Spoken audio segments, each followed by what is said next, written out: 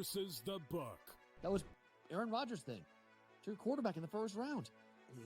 It's a luxury pick. We don't have the luxury. We're trying to win right now. I'm in a window right now, and you're going to say, no, we're going to plan this for the future.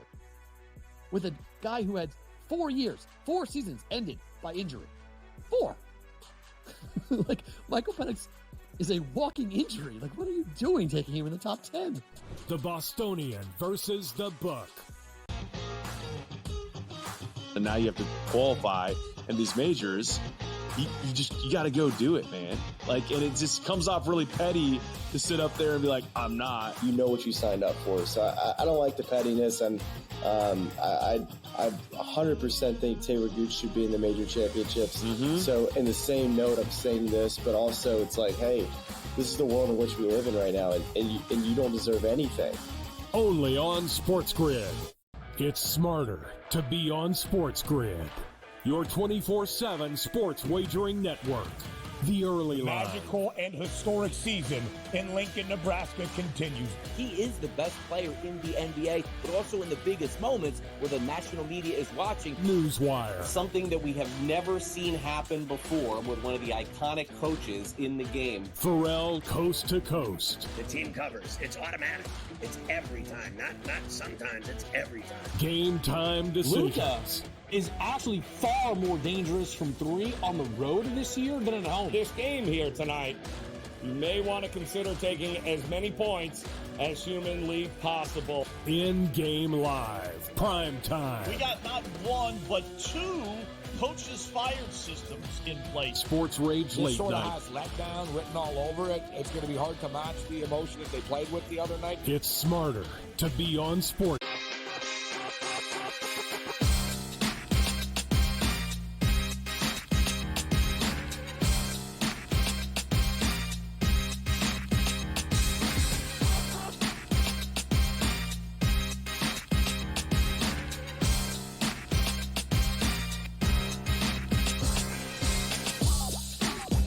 All right, welcome in and a very happy Wednesday to you now. Game Time Decisions here on the Sports Grid Network. I'm Joe Raineri. Thanks for stopping by with us as we get ready for a loaded evening across the board here in the world of sports and sports betting. Of course, the highlight tonight will be the all-important Game 3 of the NBA championship between Dallas and Boston. We'll have much more on that series coming up. But in the meantime, we've already had a few day baseball games underway and completed. We've got a couple happening right now, and better yet, a few more getting ready to take center stage here at the bottom of the hour. But it does look like the San Francisco Giants are going to try to hold on here and handle their business against the Houston Astros, and in fact, they did just get the final out. So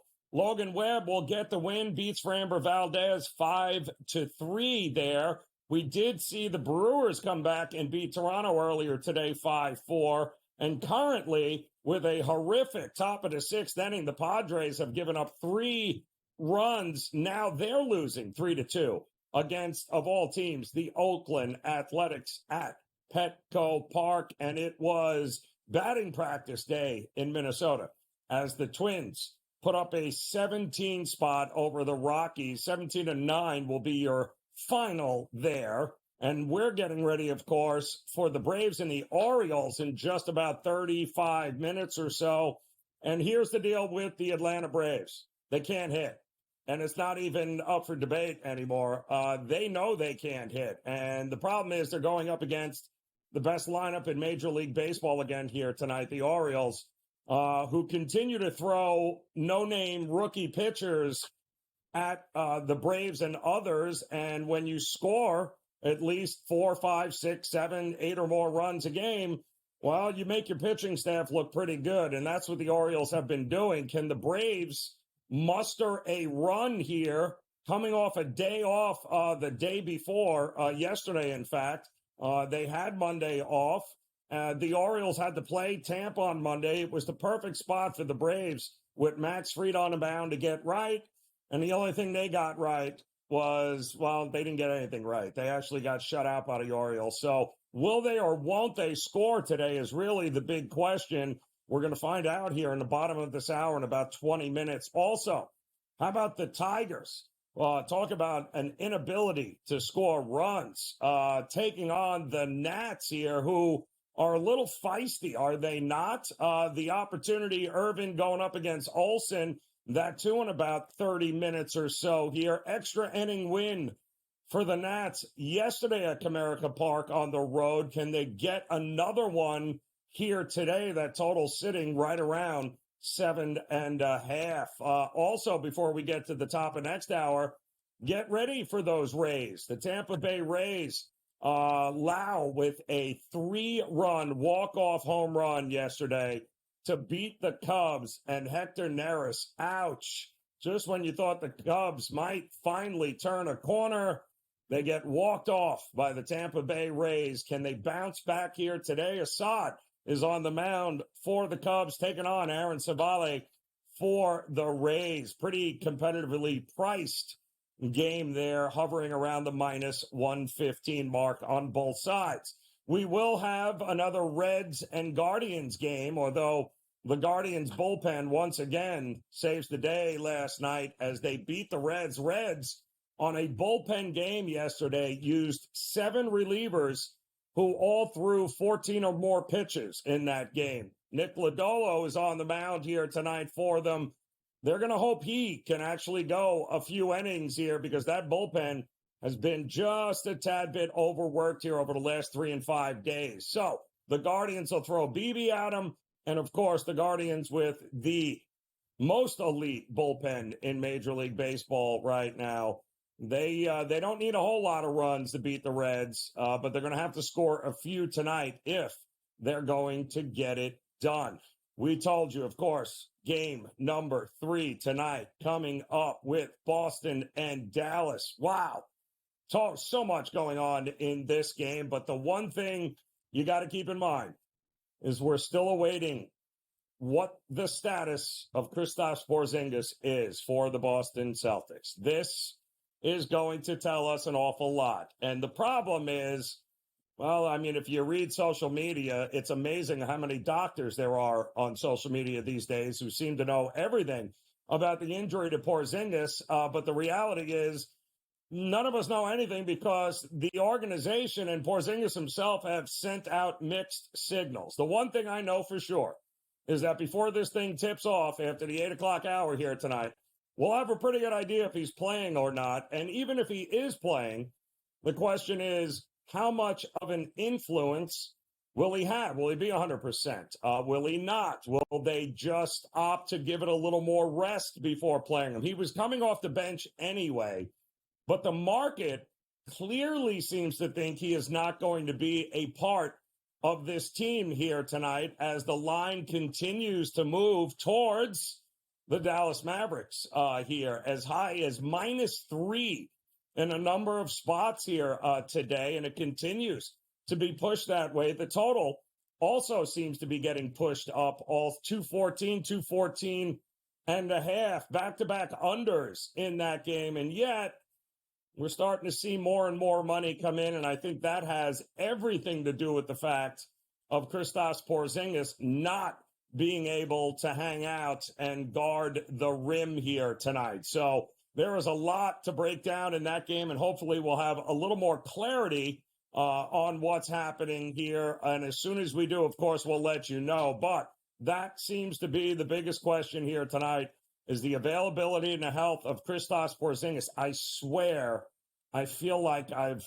had that conversation before with somebody here where the over or under amount of quarters Porzingis would play before he got hurt. I think that was a prop bet, or that might have just been my prop bet. But it holds true here today, as here we are in game 3 with absolutely no idea what we are going to get here tonight and if we're going to get anything from him. We do have one WNBA game scheduled tonight as the Suns taking on the Sky here, the Chicago Sky here tonight. Obviously, you can see how the Sun at 10-1, a pretty big favorite here tonight. The total has come down here a little bit, 154 That coming up also top of the next hour, in fact, the 8 o'clock hour, you'll have that game, and that will lead in, of course, to the NBA Finals. And don't forget, it's a pretty big weekend here in golf as well. Our friend Brady Cannon, he'll be by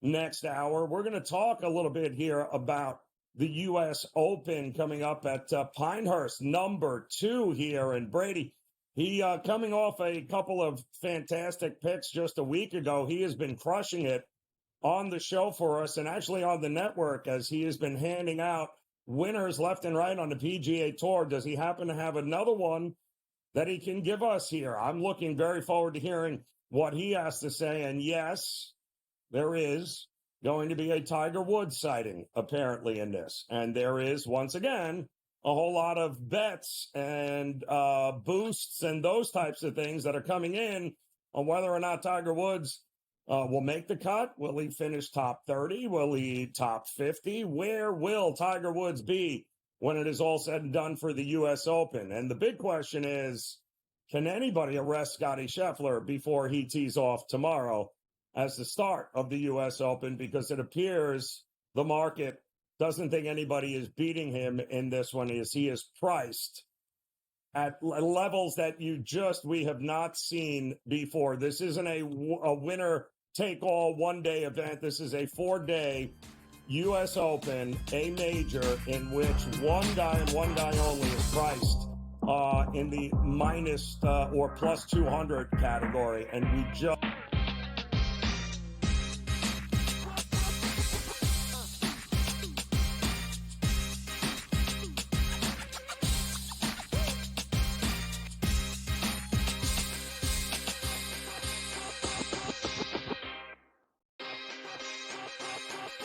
Panthers minus 2.5 games, plus 330. Panthers 2+ goals in every game, plus 225. It's going to take a monumental effort for them not to get 2 goals in a game. It's going to take what Bobrovsky did last night. It's going to take Skinner to do in Edmonton. They're not going to do it in Florida. Game Time Decisions, only on SportsGrid. If you're in the room, what are you doing with the Judge MVP number? Books are now 2-1, standalone favorite. What are you doing with the Judge number? What do I do with the MVP? I let them bet Judge at what? Even money? Come on in. I mean, you have to acknowledge now that he's the guy. Game Time Decisions, only on SportsGrid. You're going a little deep bomb hunting here. We don't care that we have the one heavy favorite with Rory, a couple other guys like Fleetwood and Tagala, etc. You're going to go a little deeper down the board. This course, I think, is going to play a little bit more to the wedges. They have, what they did is they've renovated it to basically block off some of the bombing alleys for these guys. They've narrowed the fairways. Pharrell Coast to Coast, only on SportsGrid. Garrett Cole's getting ready to come back, too. I guess this... Look, they've played great without him, but you're not going to say to Garrett Cole, look, don't come back. I mean, it's a ridiculous conversation to have. They're not going to take any unnecessary chances. And look, they're at the point where they have a lead. They certainly are going to make the playoffs, I would say, barring some sort of complete collapse. And that's all it takes. Newswire, only on SportsGrid.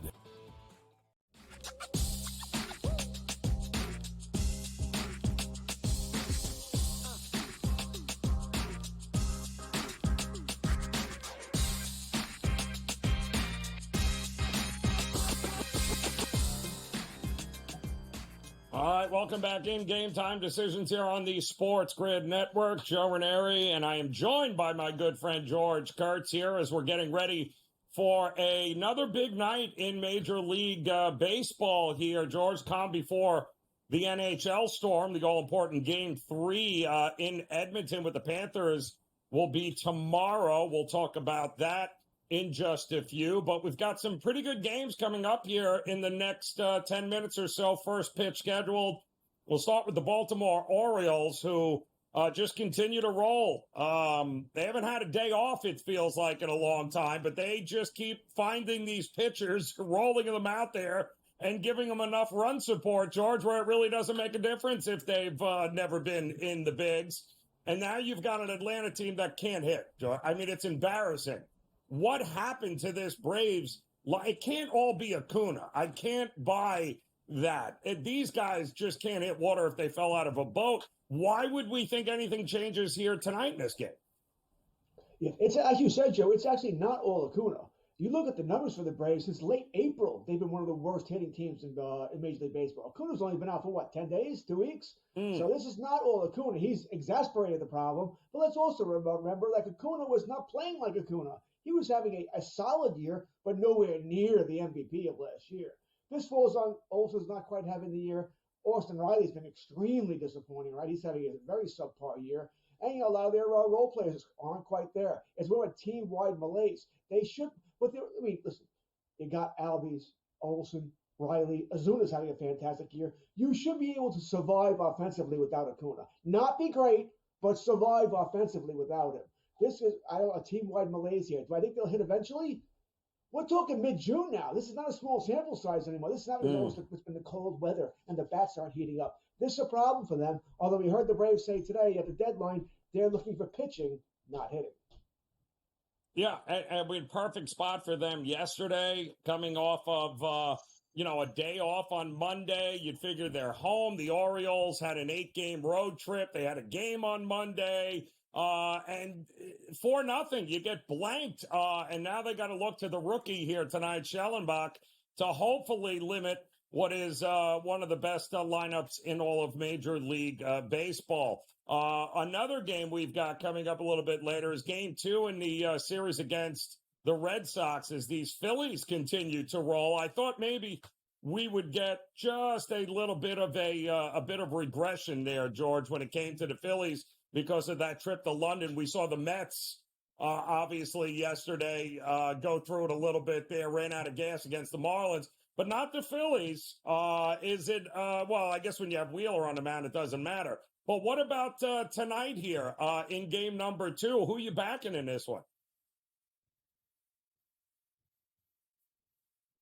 Oh, we'll get George. Either that or I have to read lips, and that could just go hard left in a heartbeat if I'm trying to put my words into George's mouth there. But the truth is we do have that Phillies game coming up here, I believe in the 8 o'clock hour here, or actually next hour, rather. 7:40 will be the start there.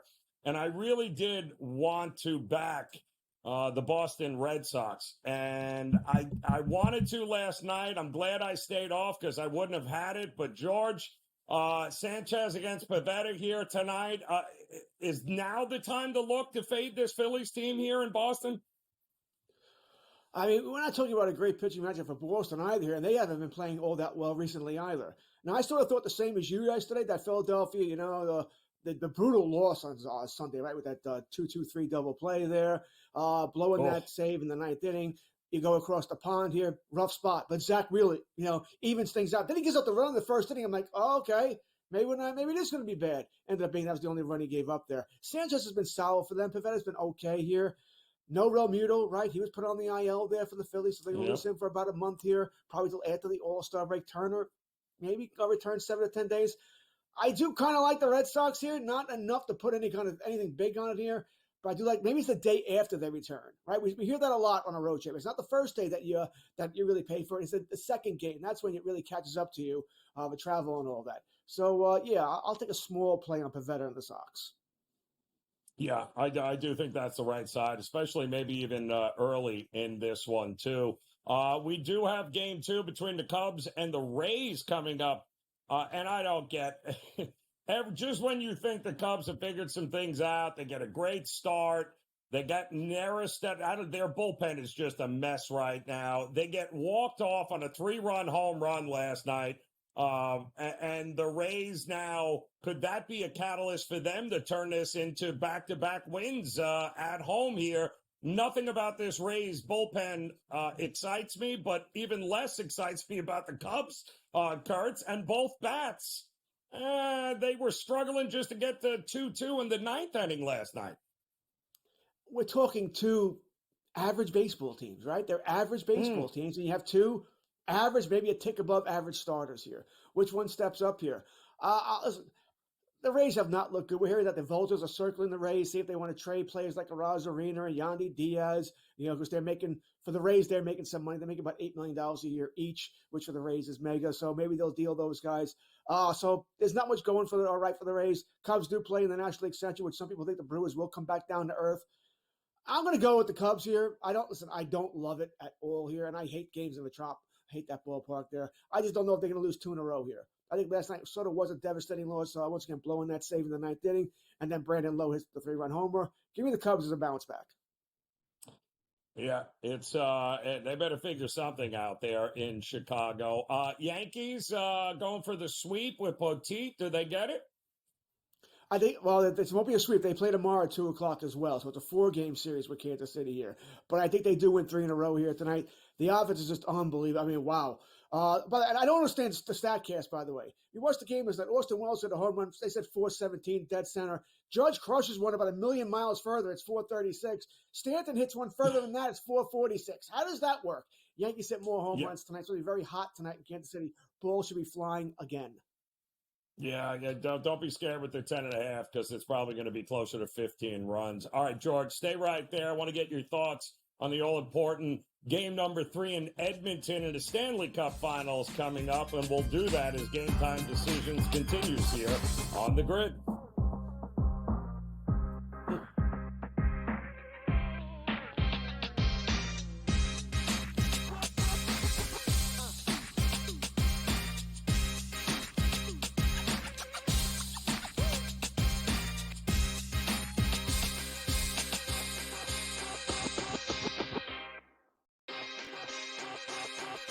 Panthers minus 2.5 games, plus 330. Panthers 2+ goals in every game, plus 225. It's going to take a monumental effort for them not to get 2 goals in a game. It's going to take what Bobrovsky did last night. It's going to take Skinner to do in Edmonton. They're not going to do it in Florida. Game Time Decisions, only on SportsGrid. If you're in the room, what are you doing with the Judge MVP number? Books are now 2-1, standalone favorite. What are you doing with the Judge number? What do I do with the MVP? I let them bet Judge at what? Even money? Come on in. I mean, you have to acknowledge now that he's the guy. Game Time Decisions, only on SportsGrid. You're going a little deep bomb hunting here. We don't care that we have the one heavy favorite with Rory, a couple other guys like Fleetwood and Tagala, etc. You're going to go a little deeper down the board. This course, I think, is going to play a little bit more to the wedges. They have, what they did is they've renovated it to basically block off some of the bombing alleys for these guys. They've narrowed the fairways. Pharrell Coast to Coast, only on SportsGrid. Garrett Cole's getting ready to come back too. I guess this.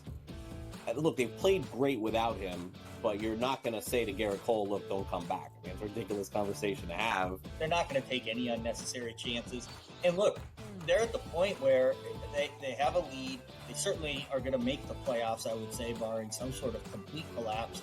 And that's all it takes. Newswire, only on SportsGrid.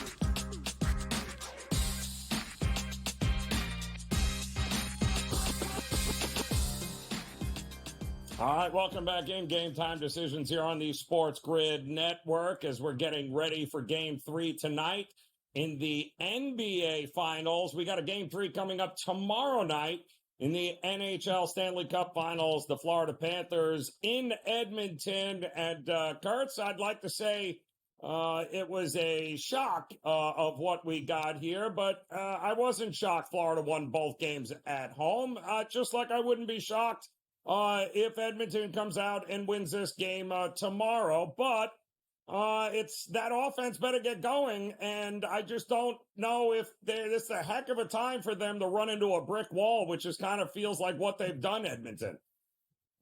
I think that's fair. Playing Florida is not like playing most teams, right? You're playing a team that wants to play a different brand of hockey. They don't want to go up and down the ice, all right? They want to hit, they want to grind. They're going to dump the puck in, and they're going to bang you in the corners. They're going to force those defensemen into mistakes. With the defensemen, when the puck's dumped into the corners, they know they have no time. No touch. They get a little nervous here. They're trying to find that outlet pass real soon, to not turn it over, to not make mistakes, and they have. And that's not surprising because, let's face it, defense on Edmonton has been a problem for most of the year. They turned it around in the first couple of rounds of the playoffs, but Florida is a different type of team. And also, Florida wants you to do that on offense, too. They're not letting McDavid and Draisaitl and skate the puck in. No, they want you to dump the puck into the corner because they'll go get it. That's what they want to do. And right now, Edmonton's playing Florida's game, not the other way around. You could see, especially at the end of game 2, Edmonton was getting frustrated. Right? I mean, they were that penalty by Draisaitl. Yes, I think he should have been suspended. I think that was kind of BS that he wasn't there. But that's something you can't do. Remember, Florida scored a goal on that. Then in the beginning, really, they made from 2-1 to 3-1. That put the game away. It's dumb play by Draisaitl. We saw Tkachuk punching McDavid punching Tkachuk. Frustration. All right, we saw Evander Kane and Evan Bouchard both taking drive-bys of Tkachuk. I guess they all hate Tkachuk and punching him and elbowing him. All right, so what I'm trying to tell you is Florida's getting under Edmonton's skin, and Edmonton can't let that happen. They just can't let it happen. That being said, I'm going to Edmonton tomorrow. You're at home. It's the best ice in the NHL. It plays to you. I don't know if Barkov's going to play, and we're probably not going to find out until right before game time here, but that'd be a major loss, or if he'll be at full strength, even if he does play. Everything points to Edmonton. I'll take the Oilers. I'll pay the minus, I think it's minus 138 now. We have minus 130 there. I'll pay the price. But if they lose, Joe, it's all over but the crying. We all know the numbers in the NHL. You're down 3-0. It's something like 212-4. Good luck. Yeah. No, it's going to be interesting. At 5.5 is the total, Kurtz, and I'm still not sure we get over. It feels like trying to get to 6 goals with these two defenses here might be a stretch. But you look at the series, we're still looking Panthers 4-2, maybe 4-3, somewhere in that ballpark at a decent price. I'm starting to wonder if it's going to be 4-1. I mean, I think they'll split in Edmonton.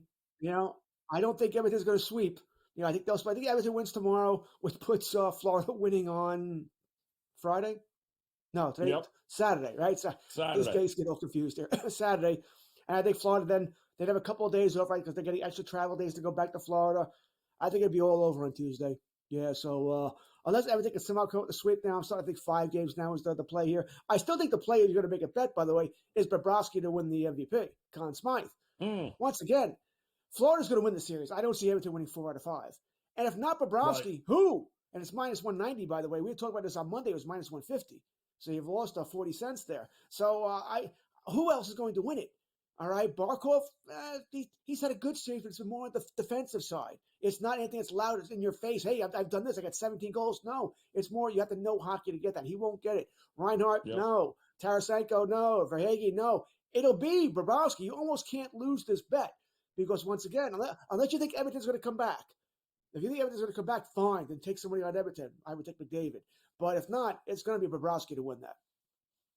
Well, if Rodriguez gets another goal in every game, he's your Conn Smythe. So he's already. It won't be Rodriguez over Bobrovsky. You're smoking the good stuff. It will be if he leads all scorers in this one. Evan Rodriguez, you got to be kidding me. If he is the leading goal scorer in the cup, Bobrovsky's done one goal in 2 games. Goodness.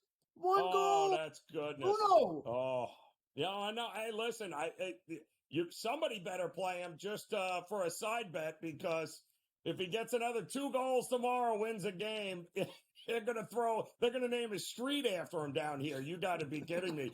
George Kurtz, appreciate it as always. Enjoy the games. Mark Zinno coming up next. We'll get back to the diamond here as Game Time Decisions continues on the grid.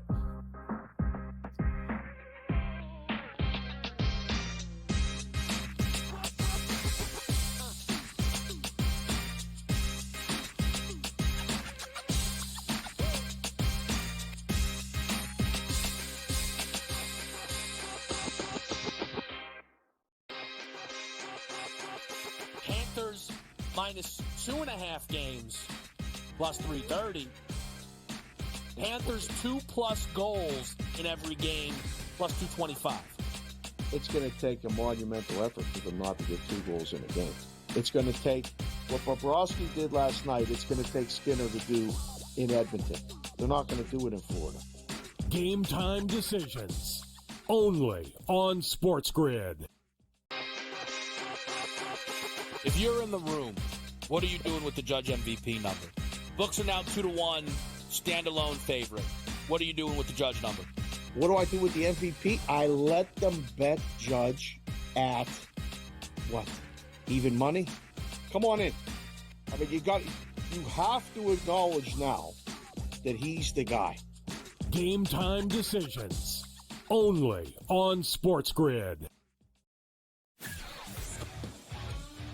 You're going a little deep bomb hunting here. We don't care that we have the one heavy favorite with Rory, a couple other guys like Fleetwood and Tagala, etc. You're going to go a little deeper down the board. This course, I think, is going to play a little bit more to the wedges. They have, what they did is they've renovated it to basically block off some of the bombing alleys for these guys. They've narrowed the fairways. Pharrell Coast to Coast, only on SportsGrid. Garrett Cole's getting ready to come back too. I guess this. Look, they've played great without him, but you're not going to say to Garrett Cole, "Look, don't come back." I mean, it's a ridiculous conversation to have. They're not going to take any unnecessary chances. And look, they're at the point where they have a lead. They certainly are going to make the playoffs, I would say, barring some sort of complete collapse. And that's all it takes. Newswire, only on SportsGrid.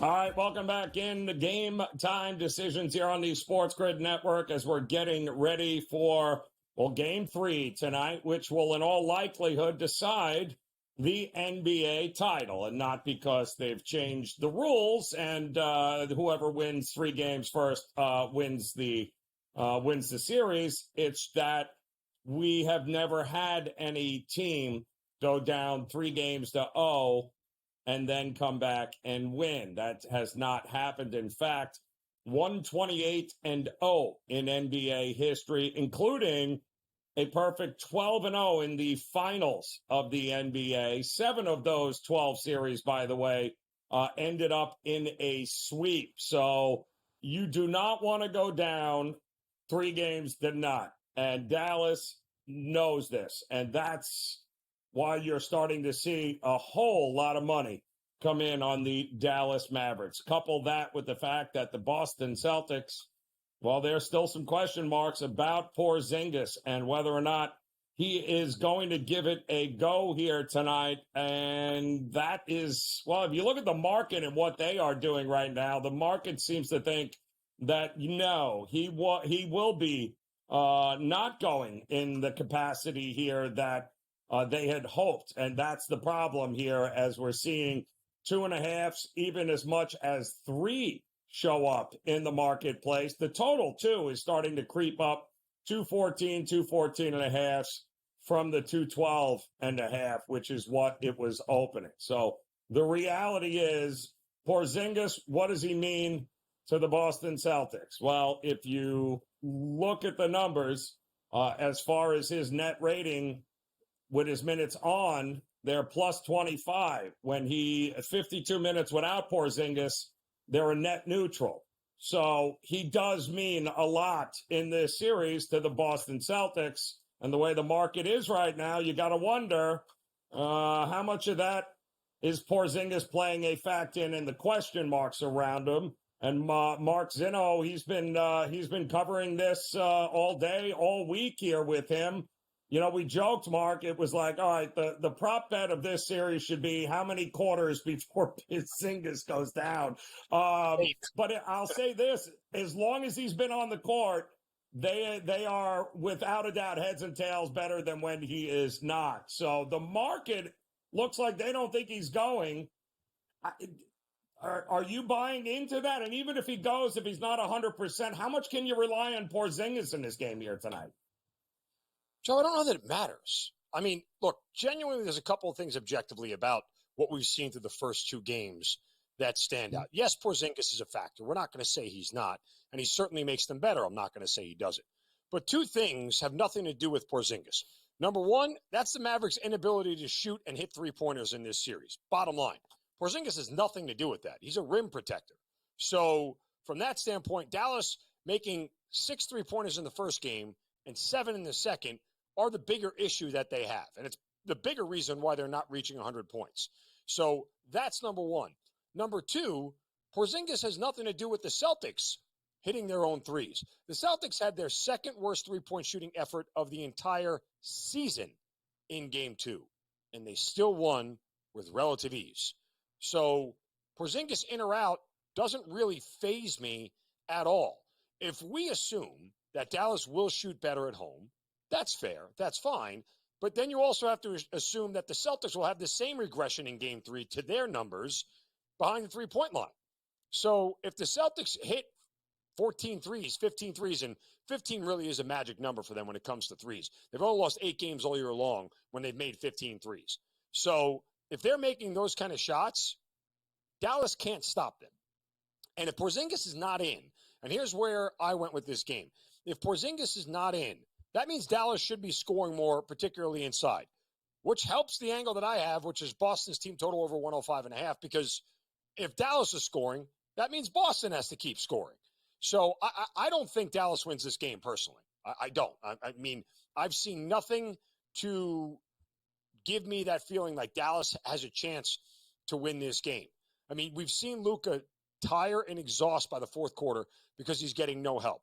Yes, the role players typically play better at home, but I asked the question leading up to the game was, well, who are the role players for Dallas that are really going to make a difference? Because they don't have any other shooters. Goddard, Washington, and Lively, they're all bigs in the middle, and that's great. But if Boston is making threes and Dallas is still scoring twos inside, who has the advantage?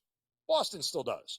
So I'm not sure where Dallas really has an edge, and I don't think you're going to get another epically bad shooting performance from the Celtics in back-to-back games. You could, and I don't know if I want to give Dallas's defense any credit for that. I don't want to take it away from them per se, but we know what Boston is capable of, and if they're making threes, they're going to be very difficult to beat. No, by the way, you haven't really had good games in either game from Jason Tatum and Jaylen Brown. Like, you're not going to keep those guys to these minimal numbers for long. So from that standpoint, if we're going to assume that Dallas is going to regress to the mean, well, Boston should have some regression to the mean as well, and that's still advantage Boston in every size, way, shape, or form. I looked at Doncic's PRA tonight. It's 52.5 and I made the statement where if he goes over 15.5 points, 52.5 points, rebounds, and assists tonight, Dallas loses by 20. Because he can't drop 52.5 and think Dallas is going to win. So, which means somebody else from Dallas has to be able to make some shots. And the big question is, and listen, I think they will. I think that's why we're seeing the over start to get some money in here. The question is who, if you're on Dallas's side, who has got to be that number 2? And Kyrie's the easy answer. But they keep putting at 23.5 points, and he hasn't made 23.5 points, but they're still putting. So they're telling you it's coming, but tonight would have to be the night if Dallas has any chance he goes over that prop. Yeah, I mean, look, Luka's going to get his. I think Boston has told you they're pretty content with letting Luka do what he wants to do, and we're just going to guard everybody else and prevent them from scoring. And that's a plan that's worked out pretty well for them because, again, Luka knows that, hey, if nobody else is open, I got to do this myself. And he's getting exhausted in the second half. Remember, he had 23 points in the first half of Game 2 and then 11 in the entire second half and just got over his points prop of 31.5 by the hook. So I don't know how much he has. And, oh, by the way, we're talking about Luka. I mean, have you seen Luka at the end of games? The guy's got more bandages than a mummy and more ice packs than a freezer. Like, it's not like that guy's 100% healthy either. So we have some banged up players here who are gutting this out, which you would expect in the finals. But again, I mean, if Luka doesn't get any help in the form of Kyrie getting to 25, 27, and there isn't a third player for Dallas chipping in with close to 20, then what else do they have? They just don't have the firepower the Celtics have. And, oh, by the way, we still haven't seen that Derek White game where he drained 6 threes, and you're like, why isn't anybody guarding this guy? Because that game is coming too. So once you start focusing on everybody else, Al Horford and Derek White are there to just put a dagger in your heart. Yep. Yeah, it's going to be, if you are looking at Dallas in any way, shape, or form, then you better be looking at Kyrie to have a night and a half here because, and I don't think, and we've talked about the first half angle here. Listen, this is the series. This is your season. If they don't come out blazing, I don't know what to tell you. If I don't see it, what do you always say, Zin, right? If they ain't doing it early, they ain't coming back and doing it late, people. The one game script I think that is nearly impossible of unfolding is Boston leading by 5 or 6 and then Dallas coming back to win the game. That's just not a game script that I think unfolds in reality. Yep. I think it's got to be Dallas, has to have the lead heading into the break for their psyche and for everything else. So whether or not that happens, we'll have to see here. We do have a bunch going on in Major League Baseball, some games getting ready to go off the top of the hour. We'll talk about some of those games with Mark Zinno when we get back here. Game Time Decisions on the Grid. Come back and join us.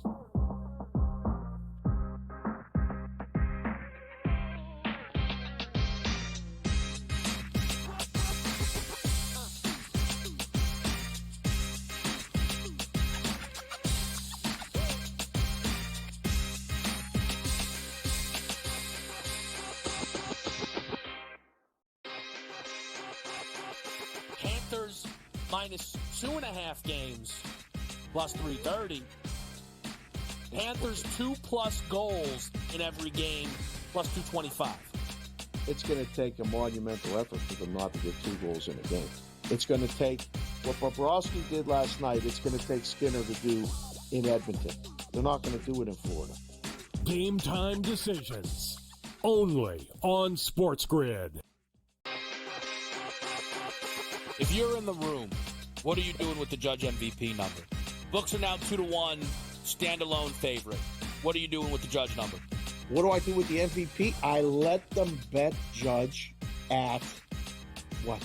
Even money? Come on in. I mean, you have to acknowledge now that he's the guy. Game Time Decisions, only on SportsGrid. You're going a little deep bomb hunting here. We don't care that we have the one heavy favorite with Rory, a couple other guys like Fleetwood and Tagala, etc. You're going to go a little deeper down the board. This course, I think, is going to play a little bit more to the wedges. They have, what they did is they've renovated it to basically block off some of the bombing alleys for these guys. They've narrowed the fairways. Pharrell Coast to Coast, only on SportsGrid. Garrett Cole's getting ready to come back too. I guess this. Look, they've played great without him, but you're not going to say to Garrett Cole, "Look, don't come back." I mean, it's a ridiculous conversation to have. They're not going to take any unnecessary chances. And look, they're at the point where they have a lead. They certainly are going to make the playoffs, I would say, barring some sort of complete collapse. And that's all it takes. Newswire, only on SportsGrid.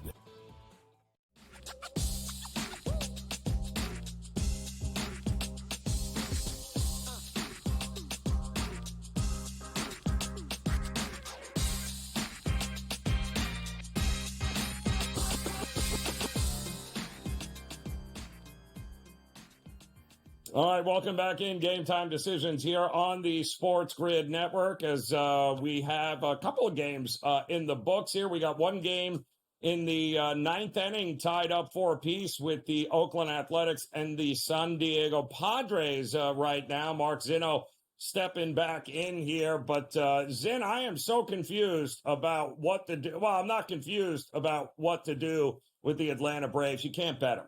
I can't be, and please don't tell me it had everything to do with Acuna. This has nothing to do with Acuna. This is a mediocre hitting team What the hell happened to them here? And how do you approach betting them tonight against the Baltimore Orioles? I mean, mediocre would be an improvement, Joe. They're bad. I mean, they've scored the fewest runs in Major League Baseball since April 24th. Since April 24th. We're at June 12th. So that's a month and a half. They've scored the fewest runs in Major League Baseball. That's less runs than the Chicago White Sox, less runs than the Miami Marlins, less runs than the Washington Nationals. These are bad offenses. And the Braves have proven to be worse. So it's a real problem. And, yeah, they're hard to bet right now when it comes to any situation. Now, it's an interesting line flip.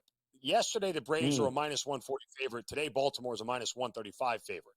So I played Baltimore yesterday. They get the 4-0 win. Believe it or not, I played the over tonight simply because of the starters, Spencer Schwellenbach and Cade Povich, who have a combined ERA that's old enough to vote. So, I mean, when you got two guys whose ERA is pushing over 18, I'm hoping Atlanta can get to 3. If Atlanta can score 3 runs here off Cade Povich, then I feel pretty good about it. The other way to attack this game I thought was Baltimore's team total over 4.5, which, again, I think is all correlated, except you don't need Atlanta to do anything. Still, at some point, Atlanta's going to push some runs across. It's just a question of how many, right? And like you said, it's not about Acuna. It's not about Acuna being out of the lineup because he wasn't hitting all that great while he was here anyway. So the point simply is that, Atlanta is going to continue to score minimal amounts, but if I can get them to 3, maybe 4 tonight, I felt pretty good about it. Again, it was more of a fade of both these starters. I don't want to lock myself into the Orioles in case. And both of these starters, by the way, they're rookies, and so they don't really have a big track record that you can understand.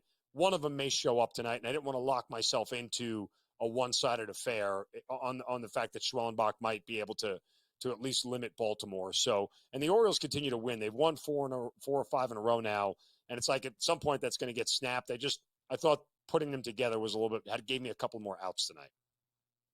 Yeah, I'm a little aggravated myself here, Zin, because as you were saying that, I'm like, you know what? This is a good no run in the first inning kind of game here with the Braves and the Orioles. And unfortunately, it's already through the first inning, heading to the top of the second, and guessed it, nothing there. What a game last night in St. Louis, with, give credit. Mikolas is a dog, man. He went out there, went toe-to-toe with the phenom there of Pittsburgh, Skeens. And unfortunately, 3 hits was all it took for them to end up winning the game, 2-1 in extra innings. It was unbelievable. What should we expect any more runs tonight than what we got last night, or no?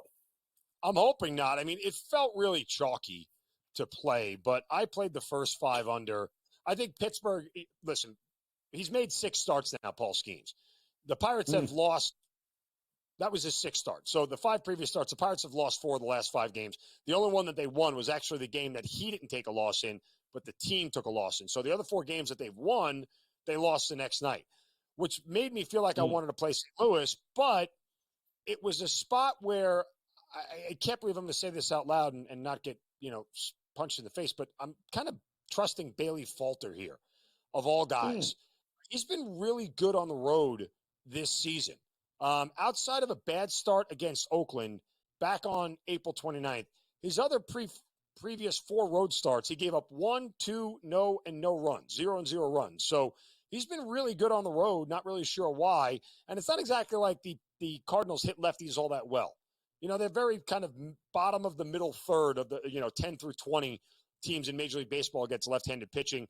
Of course, you have Sonny Gray on the mound for the Cardinals, their best pitcher, and the Pirates offense isn't known for lighting the world on fire. So I figured here, as chalky as it was, I took the first 5 under 4.5, hoping that these guys show up here and get through the order at least once without any damage. And if we do that, then I feel like we're going to be in good shape here to stay under the 4.5. Yeah, I don't know what to do with the market continues to want to fade the Yankees, and I just feel like those that have, as chalky as it is, it's not chalky enough, I think, in spots, because everyone keeps waiting for the wheels to fall off Rodon, and yet the Yankees just keep going out and mauling people. What do we do tonight? Because the money clearly has come on Kansas City, once again, waiting for Yankees to falter. But are they? Well, I think when you look at tonight's starter of Cody Poteet, you're like, yeah, if they're going to, have a bad one, it's tonight with Poteet on the mound. I think he's making his third start of the year. And people are trusting the fact that the Royals, who have been a great home team all year long, aren't going to lose 3 straight home games, right? Like, they don't lose 3 in a row often, period. But to lose 3 in a row at home is, a thing that people are saying isn't going to happen, and you have the ideal starter going up against them to do it. That said, I'm not stepping in front of the Yankees offense because it doesn't matter what pitcher is on the other end. And I think the Royals are going with a bullpen game with Altavilla tonight, starting. Who knows how long he's going to go. That said, I don't think you should bet against the Yankees offense at this point in time. If you felt like the Royals are going to win the game, sure, flyer at, plus 135, plus 140 is probably the only way to go at Kansas City in the hopes that the Yankees just don't have it tonight. But that's not a hope that I, would want to play on. Given, I talked about the Braves scoring the fewest runs. The Yankees have scored the most runs in baseball since April 24th. Yep. So they keep mashing the heck out of baseball. It's tough to step in front of them right now. Feels like a definite run in the first inning in that one there with Kansas City and it being 100 degrees, humidity and everything else at Kauffman Stadium. Ball should be traveling tonight here for both these teams. Zin, appreciate it. We did get word, no Porzingis tonight. He's officially out. We'll take a look at what the market is reacting to when we get back here. Game Time Decisions continues here on the Grid.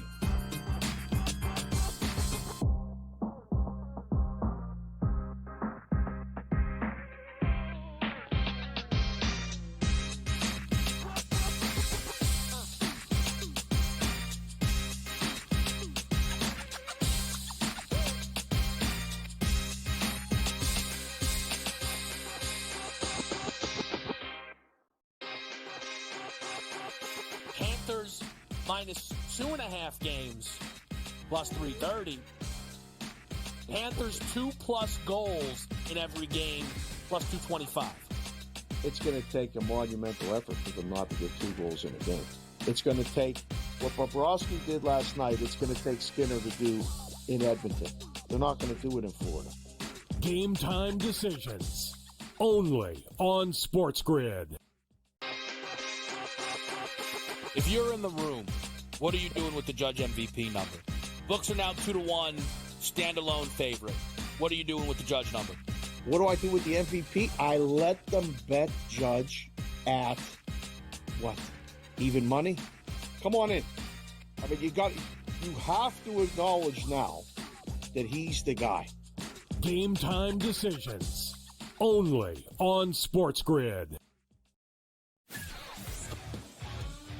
You're going a little deep bomb hunting here. We don't care that we have the one heavy favorite with Rory, a couple other guys like Fleetwood and Tagala, etc. You're going to go a little deeper down the board. This course, I think, is going to play a little bit more to the wedges. They have, what they did is they've renovated it to basically block off some of the bombing alleys for these guys. They've narrowed the fairways. Pharrell Coast to Coast, only on SportsGrid. Garrett Cole's getting ready to come back too. I guess this. Look, they've played great without him, but you're not going to say to Garrett Cole, "Look, don't come back." I mean, it's a ridiculous conversation to have. They're not going to take any unnecessary chances. And look, they're at the point where they have a lead. They certainly are going to make the playoffs, I would say, barring some sort of complete collapse. And that's all it takes. Newswire, only on SportsGrid.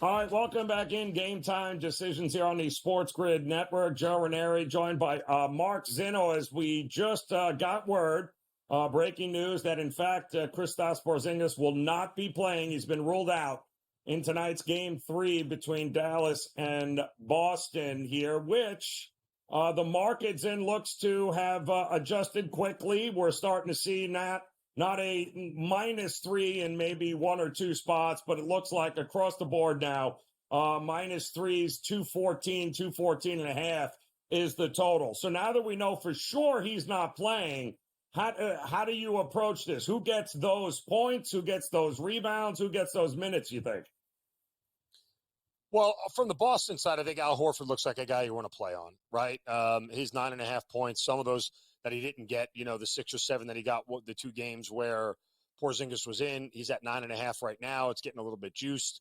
I think that's not a bad play to look to Horford. On the flip side, whether it's Daniel Gafford or Derek Lively, who are 8.5 and 7.5 points respectively, one of those two probably is going to have a bigger night inside that you might be able to play on there. And those are on FanDuel, it's -110. So I don't know if I'd go to PJ Washington over 13.5 at -124. It's probably a little bit juicier than I would want to play. But yeah, again, and whether you want to look to Derek White to make more threes here, because he's probably going to take more with Porzingis out, that may be the case. Jaylen Brown's still sitting at 22.5. Jason Tatum at 27.5. Yeah, I mean, one of those two guys is going to blow way past that point total tonight. That's my expectation. So I think there are plenty of options here now. It's just you got to kind of find the right one. But I would look more to Dallas's players inside to have a bigger night because Boston just lost a big rim protector. And, it's not that Al Horford isn't good, but at the same age, it's a 35, 36-year-old basketball player going up against guys 10 years younger than him. He might get worn down pretty quickly. So, and Dallas is in a spot here where I don't know if you see them pull up like they did in game 1 and game 2 late, or at least in game 1, when, it's like, hey, you go down 0-3, you're dead. Nobody's ever come back, and everybody knows the series is over at that point. So you're going to get Dallas's best effort for a full 48 minutes tonight, and some of those guys may be the benefactor of it. But I would look to Lively and Gafford really to be the real big, beneficiaries of Porzingis not being in the game. Yeah, and I think Tatum, if you had not been on his rebound and assist prop train, get on it.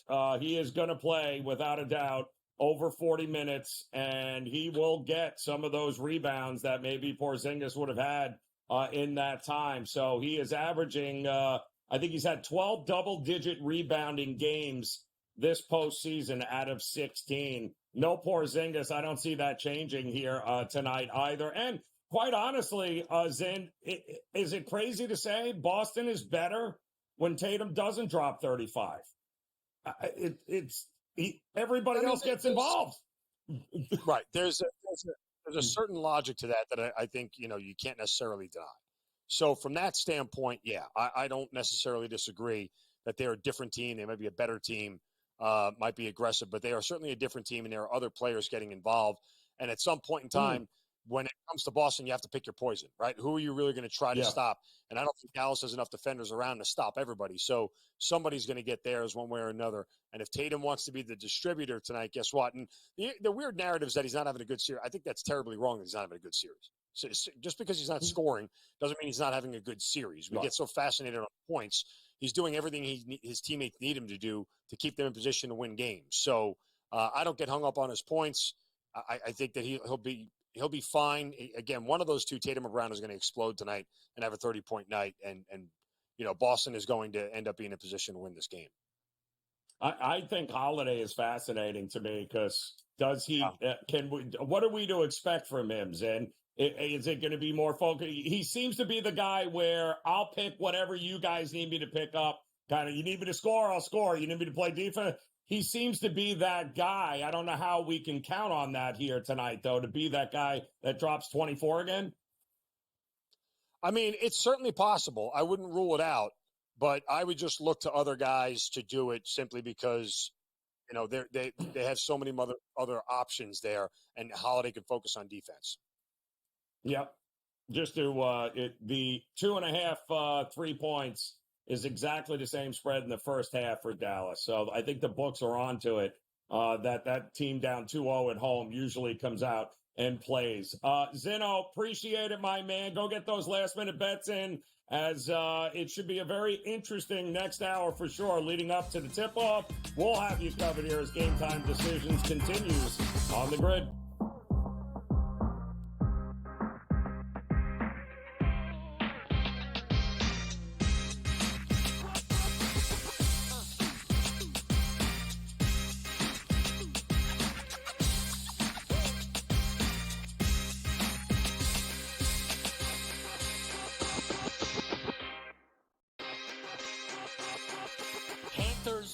minus 2.5 games, plus 330. Panthers 2+ goals in every game, plus 225. It's going to take a monumental effort for them not to get 2 goals in a game. It's going to take what Bobrovsky did last night. It's going to take Skinner to do in Edmonton. They're not going to do it in Florida. Game Time Decisions, only on SportsGrid. If you're in the room, what are you doing with the Judge MVP number? Books are now 2-1, standalone favorite. What are you doing with the Judge number? What do I do with the MVP? I let them bet Judge at what? Even money? Come on in. I mean, you have to acknowledge now that he's the guy. Game Time Decisions, only on SportsGrid. You're going a little deep bomb hunting here. We don't care that we have the one heavy favorite with Rory, a couple other guys like Fleetwood and Tagala, etc. You're going to go a little deeper down the board. This course, I think, is going to play a little bit more to the wedges. They have, what they did is they've renovated it to basically block off some of the bombing alleys for these guys. They've narrowed the fairways. Pharrell Coast to Coast, only on SportsGrid.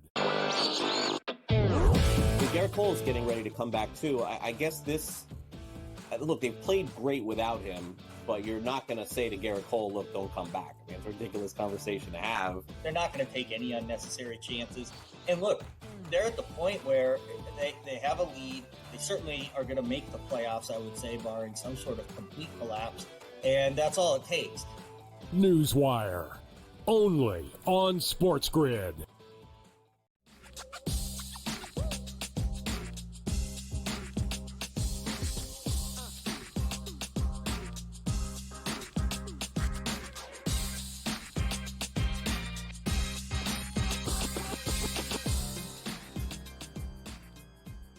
All right, welcome back in. Game Time Decisions here on the SportsGrid Network. I'm Joe Raineri. Appreciate you stopping by as we get ready for a absolutely loaded night here tonight across the sports landscape as Game 3 of the NBA Finals almost upon us here, just an hour away. The big news there, of course, Kristaps Porzingis has been ruled out for the Boston Celtics. And the money has come in on Dallas, pushing that to -3 now and right around 214. So we'll have much more on that all-important finals Game 3 in Dallas coming up for you. We got plenty of Major League Baseball on tap right now, including some of these early games that are just getting underway. And here to help us out with the rest of the night's card is Joe Madden. And, Joe, we appreciate you stopping in here as we got a handful of games still going on. The Padres just walked it off with a home run to beat Oakland. We've got a 0-0 game with the Braves and Orioles. We've got a Nats-Tigers game that's 1-0. And we've got, shocker, no score here in the Cubs and the Tampa Bay Rays here. I want to talk about my Yankees, though, quick, because everyone seems to say, take Kansas City tonight. Got to take Kansas City. And I'm so glad of that, Joe, because every time somebody tells me to bet against the Yankees, even though it's chalky, it cashes. So what the hell difference does it make here? Are you betting the Yankees or the Royals here tonight? I would bet the Yankees all day long before I touch the Royals in this matchup, Joe. I'm completely with you. You've got the hottest guy in baseball right now with Aaron Judge. You even see it with those numbers for his home run props. His home run prop is +158 tonight, Joe. You compare that to Bobby Witt Jr. coming in at +430, and you want to ride the Kansas City Royals at +132 at home? I don't. I think it is the Yankees who can get the win here. I do think this is a higher scoring game, and we know the Yankees love to get those home runs on the board. So I don't care if it's only +158. I still think it's value in Aaron Judge. He cashed it for us last night. Give me Aaron Judge for the home run at +158, but I will take a flyer on Bobby Witt Jr. as well. I think he has every ability to come in here and be able to get a home run as well at +430. Conditions are perfect for the home runs tonight, and give me the over 10.5 in this one, Joe. Love the way you're thinking there. Another hot, humid night there at Kauffman Stadium. Ball should be flying out. I am with you. I think that's a great look. What are we doing coming up here in just about 6 minutes? We have first pitch at Fenway with Philadelphia taking on the Boston Red Sox. Philly handled business last night. What are we going to get here tonight in game 2 of this set? We're definitely in for a strong pitching matchup between these two pitchers. We got Sanchez getting the start here for the Phillies and Nick Pivetta coming out for the Boston Red Sox. I really do trust in Nick Pivetta and what we've seen out of him, how he was able to handle the Braves lineup was fantastic. And I'm expecting him to come out nice and strong in this one. I am looking at Nick Pivetta for over his strikeouts. His strikeout number coming in at 6.5. It's coming in at plus 112 to the over, Joe. But I'm also going to look at this first 5 to the under 4.5 and lay the juice there. That's coming in at minus 132. I do think both of these pitchers will come out nice and strong. I just don't trust Sanchez as much for those strikeouts. But I do think Pivetta will get it. So this is going to be a great game out there. Yeah, I agree. I think not a bad way to look here. I think maybe a little opportunity for Philadelphia to really kick it into another gear here. This team has been absolutely amazing. What are we going to do with the Mets and the Marlins here? I believe that game get ready to go under. I faded them last night. I thought maybe that jet lag might be a little bit of an issue. It turns out, Miami ended up squeezing one out there last night. But what about in game 2? Are you faithful that Miami can win 2 in a row? I'm not that faithful that Miami can win 2 in a row. But that being said, Joe, the juice to take the Mets here, I can't touch. It's too juicy for me. I'm looking at a player prop in this one. We look at Braxton Garrett coming out here for the Miami Marlins. I don't have a lot of faith in him. He's 2-1 on the season with a 5.81 ERA, making his 6th start out here. We look at him in his career versus the Mets. He's gone 0-2 versus the Mets with a 4.91 ERA. So I do think the Mets are going to hit off of him. And then I have to look at who I have faith in for the Mets to be able to come out nice and strong. And that's Pete Alonso here. I'm going to take him for the RBI and for the home run. His RBI coming in at plus 165 and his home run coming in at plus 400. I think he has every ability to be able to get them both on the board tonight. He's phenomenally strong out there for the Mets lineup. Yeah, I agree here. I need the Mets here tonight to bounce back. That would be fantastic. And we saw a hell of a game last night with the Pirates and the Cardinals. Quite the pitching matchup there. Are runs going to be hard to come by again here tonight? I don't know if runs will be able... They will come tonight, Joe. I look at this one and you look at Sonny Gray, and I hate fading Sonny Gray. He's a pitcher that I used to think of and think, we got to look at the NRFI, we got to look at lower scoring games, but Sonny Gray in the month of June, it hasn't looked pretty. Overall on the season, he has a 3.2 on ERA. In the month of June, that ERA has skyrocketed to 6.52. And I do think here the Pirates can hit off of him. I know last night we saw that lower scoring game, extra innings there, but I think tonight those runs are coming and they're coming fast. I can't trust the Pirates starting pitcher Bailey Falter here either, and I think he's going to be able to be vulnerable versus the Cards lineup. I'm taking the Yurfie in this one, Joe. The Yurfie coming in, the yes runs in the first inning at minus 108. You look at Bailey Falter coming out, and the last time versus the Dodgers, he allowed 5 earned runs in 4 innings pitched. He did get his Ks on the board, but I do think the Cards will hit off of him as well tonight in this one. So the Yurfie, and I lean to the over. So what are we going to do here with Seattle tonight? This is just a frustrating team on so many levels because they make us sweat out everything with this White Sox team here, Joe. What are we doing here with Miller on the mound tonight for Seattle? The White Sox, I mean, give them credit. They're not laying down. They're giving them all sorts of fits here. Do they do it again tonight?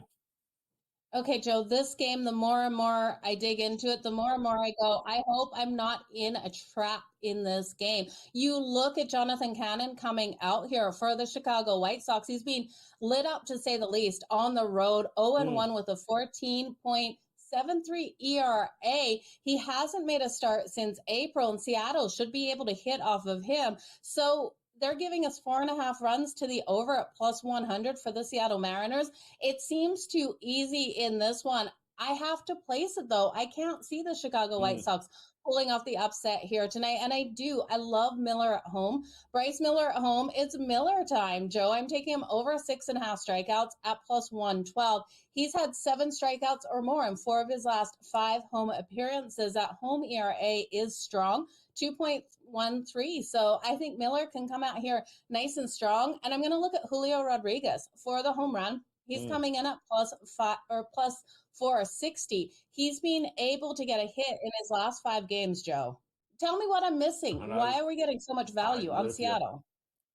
No idea. They have driven me absolutely crazy here the last couple of nights here, just not being able to separate it all. Hopefully tonight they will do that.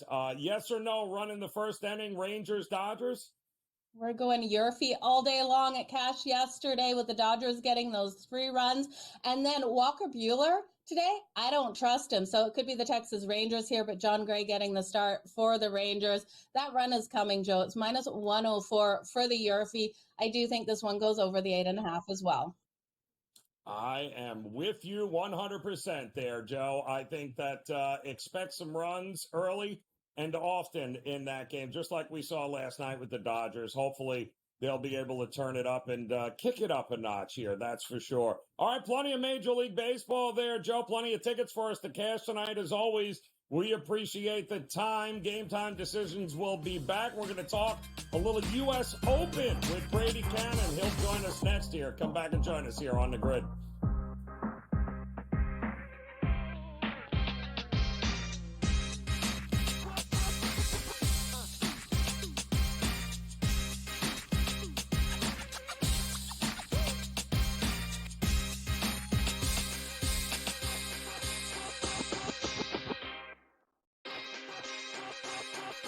Panthers minus 2.5 games, plus 330.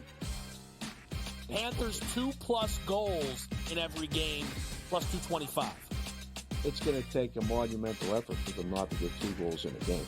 It's going to take what Bobrovsky did last night. It's going to take Skinner to do in Edmonton. They're not going to do it in Florida. Game Time Decisions, only on SportsGrid.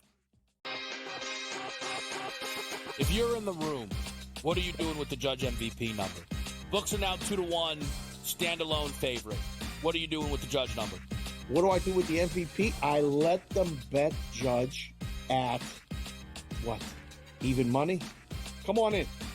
I mean, you have to acknowledge now that he's the guy. Game Time Decisions, only on SportsGrid. You're going a little deep bomb hunting here. We don't care that we have the one heavy favorite with Rory, a couple other guys like Fleetwood and Tagala, etc. You're going to go a little deeper down the board. This course, I think, is going to play a little bit more to the wedges. They have, what they did is they've renovated it to basically block off some of the bombing alleys for these guys. They've narrowed the fairways. Pharrell Coast to Coast, only on SportsGrid. Garrett Cole is getting ready to come back too. I guess this. Look, they've played great without him, but you're not going to say to Garrett Cole, "Look, don't come back." I mean, it's a ridiculous conversation to have. They're not going to take any unnecessary chances. And look, they're at the point where they have a lead. They certainly are going to make the playoffs, I would say, barring some sort of complete collapse. And that's all it takes. Newswire, only on SportsGrid.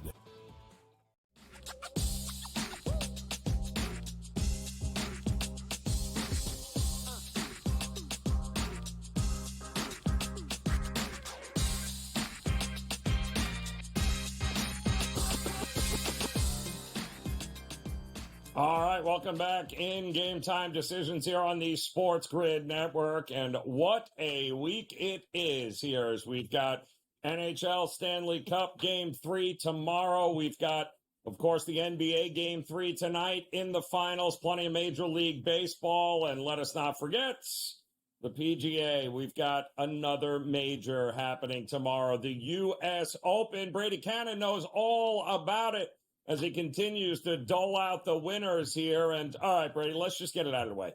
Scotty Scheffler to win. Yes. Okay. Next. We got it. We've already bet it. The number is so ridiculously low. It's stupid, but I would rather have it in my pocket watching this over the next 4 days as opposed to kicking myself on Sunday going, I can't believe I didn't bet him. I think that's where we're at with him at this point.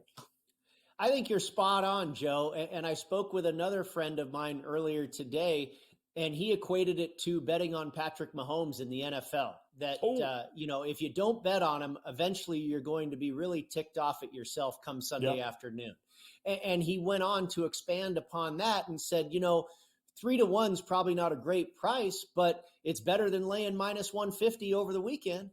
And I think it's a weird market that Scotty has created for this particular major, and maybe we'll see it going forward if his dominance continues, which I think it will. Part of being a good sports bettor is getting a good price, and that's like anything in life. You don't go to the grocery store and pay $1,000 for a steak if it's not worth it. It's the same thing here. Is Scotty Scheffler worth plus 275 or 3-1 or plus 325? The real price is probably about 4-1, maybe plus 450, maybe 5-1. But again, it's FOMO. Do you want to be left out on the sidelines when you could have had 3-1 when, come Saturday, he's minus 3,000? And the other thing is, you're probably taking bad prices on the challengers as well. I happen to have Colin Morikawa at 20-1. He's come down to like 14. Probably 17 is about the lowest number that's still fair. But, if you're going to try and beat the favorite, you got to try and pick the next best guys. And I think Morikawa may be the very next best guy. So it's just a weird kind of wrench in the normal system that we're used to of finding value, where you kind of just have to buy on guys no matter what the price is. Yep. Yeah, it's so unique. It's something that we just, we have not seen since the Tiger days, and we never thought we'd see it again. But yet here we are. But listen, anything can happen on his way to a tee time. He might get arrested. Anything can happen. You never so know. We've got to look at somebody else. You never know. So we do have to have some backups here. So talk to me about some of the other guys we should be looking at here. Yeah, I heard Barney Fife was making his way to Pinehurst, North Carolina this week, and is on the lookout for, any guys driving to the golf course at 6 a.m. I mentioned the contenders, Colin Morikawa, who I think really has become the greatest threat to Scotty Scheffler, runner-up last week at the Memorial. Ever since the Masters, this guy's game has been spot on, and the short game has really been the difference. We always know he has been a great iron player and a very accurate hitter off the tee. But now all of a sudden this guy can putt and chip, and he's going to need every bit of that here at this golf course. I think he's a very good fit for Pinehurst number 2. Xander Schauffele absolutely ought to be in the mix again. The only reason I'm not on him is because I don't think I think the odds are stacked against him to go back to back. But Xander is a good play for me. I did bet him in a head-to-head matchup over Rory McIlroy, who I don't think is a great fit for this golf course. The other stabs I took are on Ludwig Åberg at 20-1. What it boils down to me for this week, Joe, is total driving, length and accuracy, iron play, hit greens in regulation, and then scramble. Just be an absolute magician around the greens. And every guy I played checks all those boxes. Scheffler, Morikawa, Åberg all the way, or by the way, has experience at this golf course. In 2019, played here in the U.S. Amateur, and out of 312 players, made it all the way to the round of 32. So he's made a few laps around this track and knows what he's in for. Then I went to Tommy Fleetwood at 40-1, who again checks the skill set boxes. And I like the little bit of an intangible here where the best majors for Tommy Fleetwood have been the U.S. Open and the British Open. In his career, if you look at his performance at all 4 majors, those are the 2 that he's done the best at. And Pinehurst is kind of a combination of the 2. You have to play on the ground, very Lynxish type style. You have to be able to bump and run and be creative. And, it's kind of where Mother Nature has windswept this design with the sand and the native grasses. That's very British Open links style like. And then, of course, you have the U.S. Open factor. And, Tommy Fleetwood has been the best at those two major championships. So maybe a combo course will really fit him, and I believe it will. And then I went with some triple-digit bombs who I think are good shots to finish top 20, top 40, what have you. And who knows, if we get something crazy, they could win it all. Again, they check all the skill set boxes for me, and that's Alex Noren and Billy Horschel, who have been in fantastic form this year. Horschel already a winner, 15th last week at the Memorial, 8th at the PGA. And Alex Noren, 9 times in his last 10 starts, he's finished top 25. The one guy that I kept going back and forth on was Bryson DeChambeau, and I want to bet him in some capacity because the way he's been playing and the way this is the best he's looked in his entire career. So I took him as the top live golfer to finish in this tour. That. So there's nobody that can get right. I mean, unless you're looking at Koepka, but how can we trust anybody else on the live tour except DeChambeau? I think that's a really smart play or a market to dive into, because is he going to win it all? I don't think so. Head-to-head matchups, maybe you can't find the right one that you like, but top live golfer, I like the direction you went there. Obviously Bryson has the length. Will he get himself into some trouble off the fairway? Possibly. But I worry about his chipping. I feel like he could outthink himself trying to get too creative around these greens and these runoff areas. That's probably the weakest part of his game. And I just wonder if he's going to be able to come up with some magic in that area. Well, we're going to see, but he'll be off the tee the way we need him to be, that's for sure. Just beat Koepka. That's all we need you to do. Brady Cannon, always a pleasure. Enjoy it. We'll talk to you later in the week. Game Time Decisions continues here on the Grid.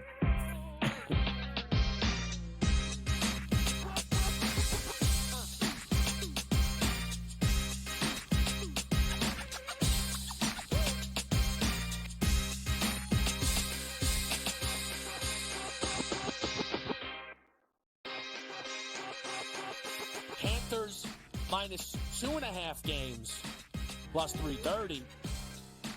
Panthers 2+ goals in every game, plus 225. It's going to take a monumental effort for them not to get 2 goals in a game. It's going to take what Bobrovsky did last night. It's going to take Skinner to do in Edmonton. They're not going to do it in Florida. Game Time Decisions, only on SportsGrid. If you're in the room, what are you doing with the Judge MVP number? Books are now 2-1, standalone favorite. What are you doing with the Judge number? What do I do with the MVP? I let them bet Judge at what? Even money? Come on in. I mean, you have to acknowledge now that he's the guy. Game Time Decisions, only on SportsGrid. You're going a little deep bomb hunting here. We don't care that we have the one heavy favorite with Rory, a couple other guys like Fleetwood and Tagala, etc. You're going to go a little deeper down the board. This course, I think, is going to play a little bit more to the wedges. They have, what they did is they've renovated it to basically block off some of the bombing alleys for these guys. They've narrowed the fairways. Pharrell Coast to Coast, only on SportsGrid. Garrett Cole's getting ready to come back too. I guess look, they've played great without him, but you're not going to say to Garrett Cole, look, don't come back. I mean, it's a ridiculous conversation to have. They're not going to take any unnecessary chances. And look, they're at the point where they have a lead. They certainly are going to make the playoffs, I would say, barring some sort of complete collapse. And that's all it takes. Newswire, only on SportsGrid.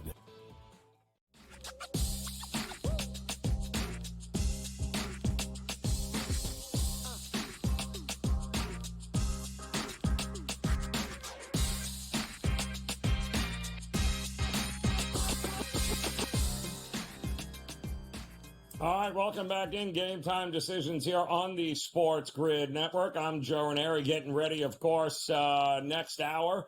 We will have a very special edition of In-Game Live Prime Time as Game 3 of the NBA Finals will get ready to tip off here. The Boston Celtics on the road now in Dallas trying to get one of those, what do they call those, commanding 3-0 leads, which, if history tells us anything, the NBA Finals will be decided tonight in this game. Why is that? Because if Boston wins, well, teams that go up 3-0 are now 128-0 in the series in NBA history. That's including a perfect 12-0 in the finals, and 7 of those 12 final series ended in a sweep. So you do not want to go down 0-3 if you are Dallas, and they know that. So the question is, with the news coming down a short time ago that no Kristaps Porzingis tonight, we knew he was hurt at the end of the last game. Would they have enough? Would he be able to go? They downplayed it. Some guys, Mazzulla said he's fine, he'll be okay. Doctors writing notes telling people that it's just such a rare injury. We don't know. Well, bottom line is it's come down now, and he is not playing tonight, which is a good thing for Dallas, any which way you cut it. Now, is it enough to tilt the scales to Dallas? Well, they're going to have to play to find out. But the one thing I do know is that his minutes on the court for the Boston Celtics versus his minutes off the court, there is a difference. With him on the court in this series, plus 25 is a net rating. With him off the court, the 52 minutes he hasn't played, they are basically net neutral, meaning they didn't win those minutes against Dallas. So not having him there on the court, not having that kind of mismatch, the Celtics are a little bit thin with him not available to them. So what is the chess match going to be? It would seem that with Porzingis out now, that this is the opportunity for Dallas to get one and get one back. And it's one game at a time here. But they know if they don't hit a 3 here tonight, if Kyrie can't score more than 6 points tonight, it's all she wrote for the Dallas Mavericks. So I do anticipate they will come out with fire. The crowd will be in it. The market clearly seems to be running to the window to back Dallas, as we're seeing threes across the board. We're also seeing 214, even 213.5 now back. So a little less points, which is ironic, as I would have correlated no Porzingis to a higher scoring game. And I still think that, because I do believe without him protecting the rim, Dallas will have some opportunities inside the paint that they may not have had with him on the court. So I'm curious to see where this total lands, but it is starting to tick down here a little bit.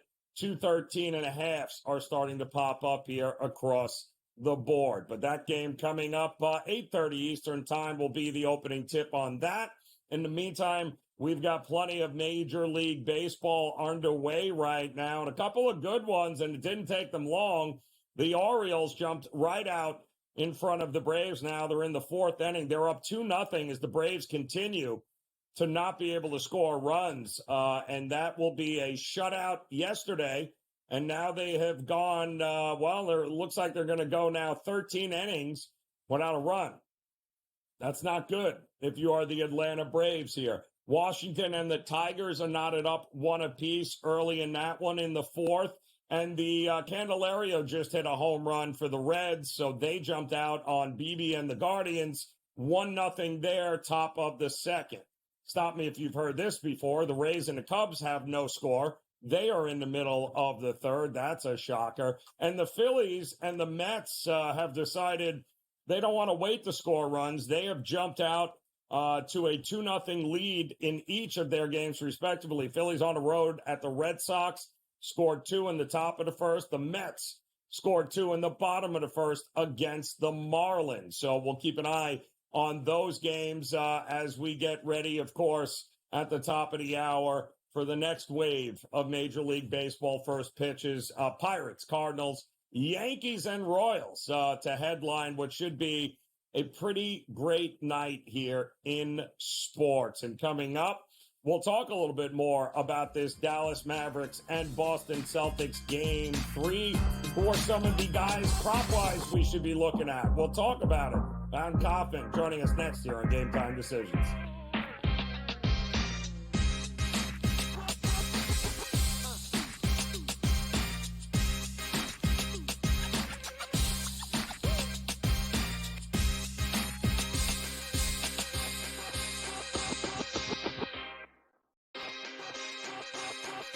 Panthers minus 2.5 games, plus 330.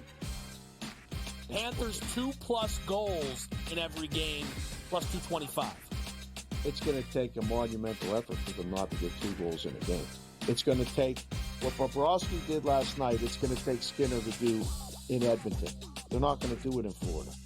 Game Time Decisions, only on SportsGrid. If you're in the room, what are you doing with the Judge MVP number? Books are now 2-1, standalone favorite. What are you doing with the Judge number? What do I do with the MVP? I let them bet Judge at what? Even money? Come on in.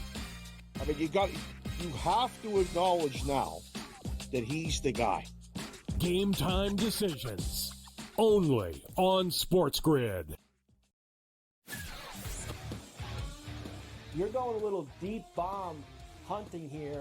We don't care that we have the one heavy favorite with Rory, a couple other guys like Fleetwood and Tagala, etc. You're going to go a little deeper down the board. This course, I think, is going to play a little bit more to the wedges. They have, what they did is they've renovated it to basically block off some of the bombing alleys for these guys. They've narrowed the fairways. Pharrell Coast to Coast, only on SportsGrid. Garrett Cole is getting ready to come back too. I guess look, they've played great without him, but you're not going to say to Garrett Cole, look, don't come back. I mean, it's a ridiculous conversation to have. They're not going to take any unnecessary chances. And look, they're at the point where they have a lead. They certainly are going to make the playoffs, I would say, barring some sort of complete collapse. And that's all it takes. Newswire, only on SportsGrid.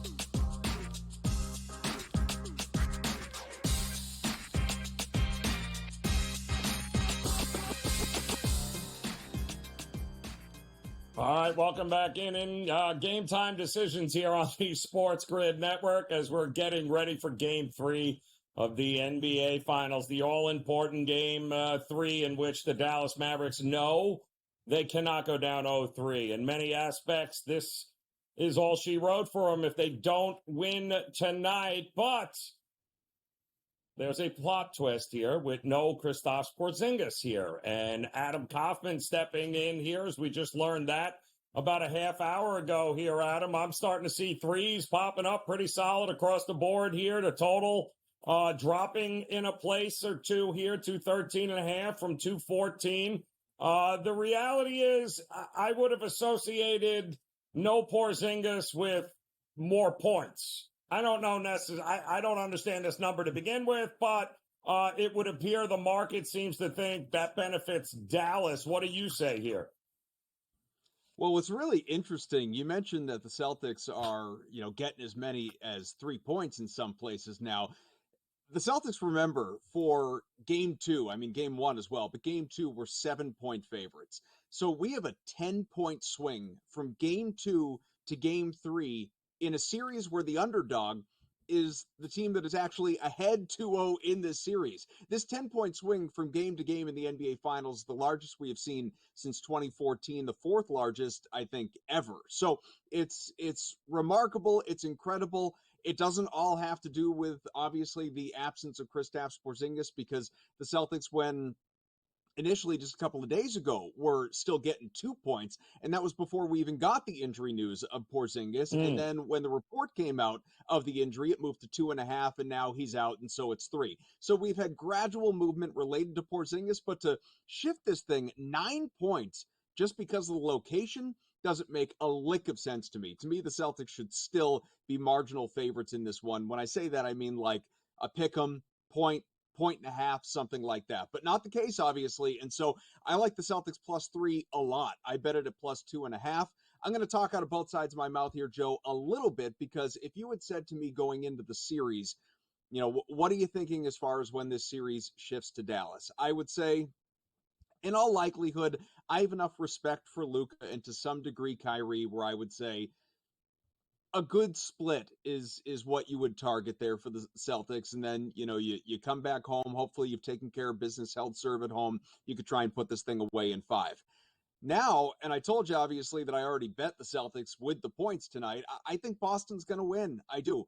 For them to go out and take game 2 as they did, where their 3-point shot was non-existent. They shot 26% from beyond the arc and still managed to win that game by almost 10 points. Technically, they pushed. If you obviously bet them on the, with the spread, it got a little sweaty there at the end. But, I just think for them to go out and win the game in which the as we like to call it around here, the Celtics can't shoot game, to still win that game, yeah, I'm starting to believe Boston's going to sweep this thing. I don't think the absence of Kristaps Porzingis moves the needle that much to where, even if I'm wrong about tonight, to where Boston loses 2 out of the next 5 games in this series.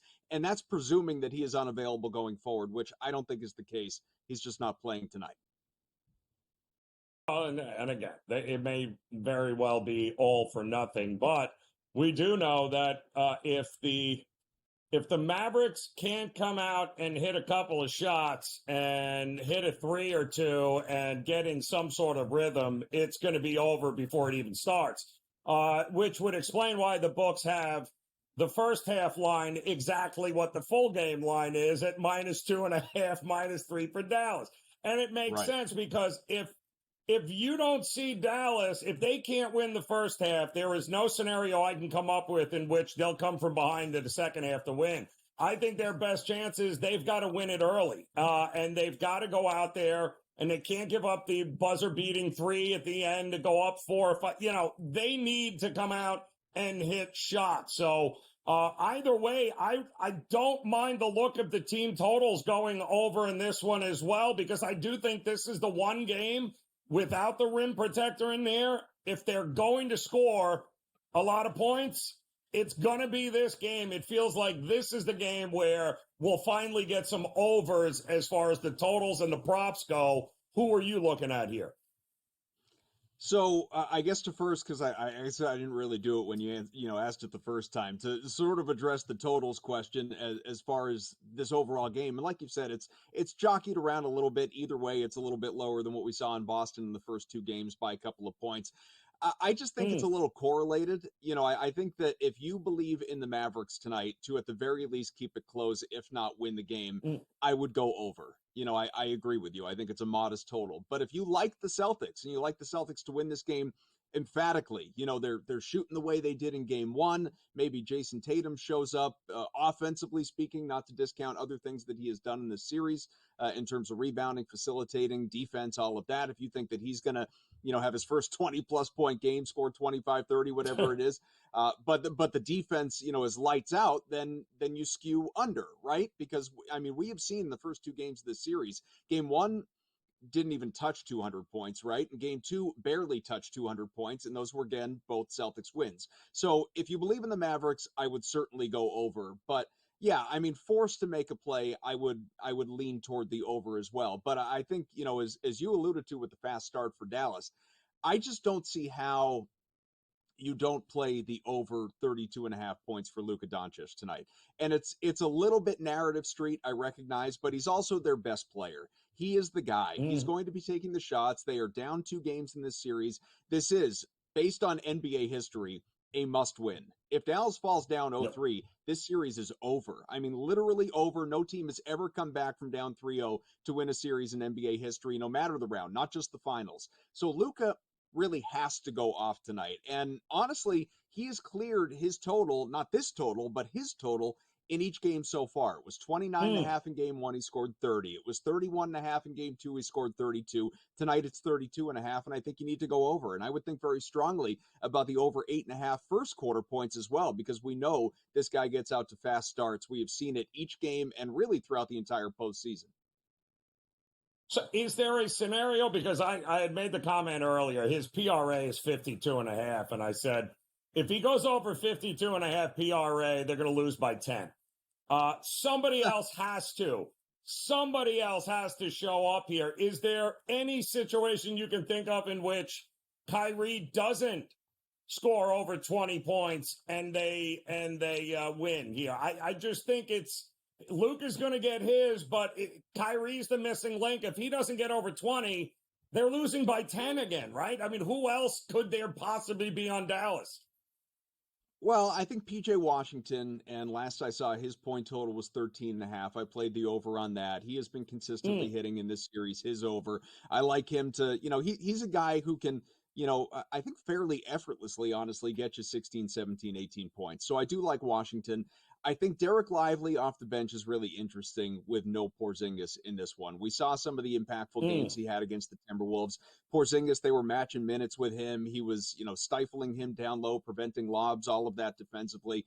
Now that Porzingis is not there, I think Lively is positioned well to have a good game. And I don't mean go off, score 30 points, but, even 10, 12 points, something like that would be a very impactful game out of Lively. And maybe that filters to the likes of Gafford or Jones to that degree as well. But as far as Kyrie Irving, honestly, no. I mean, I don't think he does much of anything, because I think the Celtics, as we've seen in the first two games, have had just such a great defensive plan for him, and they have incredible perimeter guards in Holiday, in White. They've been shutting him down. I think they'll continue to. But I think, to your point, if Dallas realistically wants to win this game, he's going to have to give you 20 plus. Yeah, no doubt. All right, one final one before we get you out of here, Adam. What will be higher, Luke Cornett points or Derek Lively fouls? I will go. I'll go Lively fouls, but it's close. I don't know if we're going to see Tillman, Brissett, or Cornett. That's a question mark. That's a question mark. Outstanding, Adam. Enjoy it, my man. We'll be back.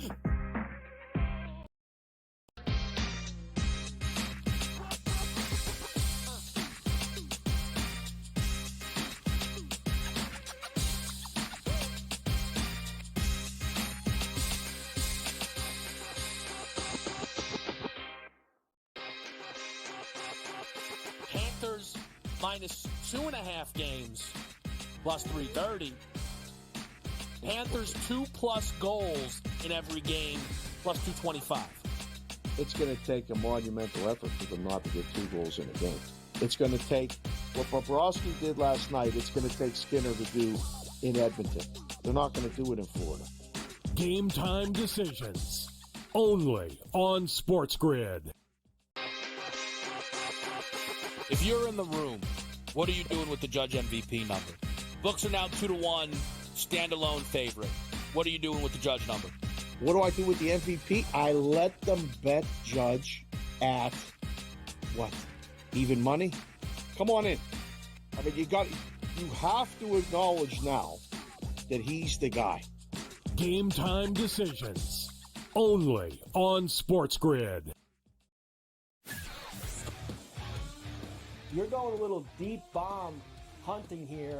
We don't care that we have the one heavy favorite with Rory, a couple other guys like Fleetwood and Tagala, etc. You're going to go a little deeper down the board. This course, I think, is going to play a little bit more to the wedges. They have, what they did is they've renovated it to basically block off some of the bombing alleys for these guys. They've narrowed the fairways. Pharrell Coast to Coast, only on SportsGrid. Garrett Cole's getting ready to come back too. I guess look, they've played great without him, but you're not going to say to Garrett Cole, look, don't come back. I mean, it's a ridiculous conversation to have. They're not going to take any unnecessary chances. And look, they're at the point where they have a lead. They certainly are going to make the playoffs, I would say, barring some sort of complete collapse. And that's all it takes. Newswire, only on SportsGrid.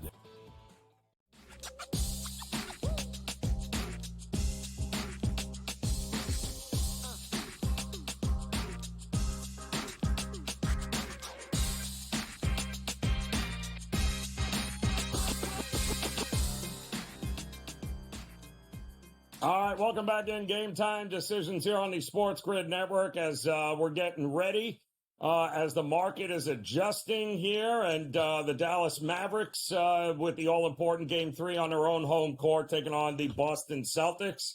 The man coming up top of the hour in a very special edition of In-Game Live Primetime. They will have you straight through to the end of this Game 3 is Mr. Scotty Wetzel stepping in here. And Scott, the reaction, the news to no Porzingis, which I don't think any of us really thought he would be playing. He didn't play the end of the game in Game 2.